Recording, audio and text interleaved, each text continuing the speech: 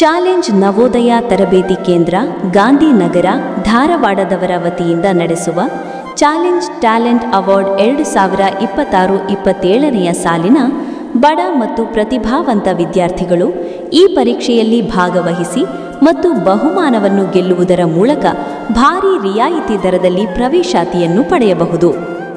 ಸೂಚನೆಗಳು ಹೀಗಿವೆ. 1. ವಿದ್ಯಾರ್ಥಿಯು 3ನೇ ಮತ್ತು 4ನೇ ತರಗತಿಯಲ್ಲಿ ಅಭ್ಯಾಸ ಮಾಡುತ್ತಿರಬೇಕು. 2.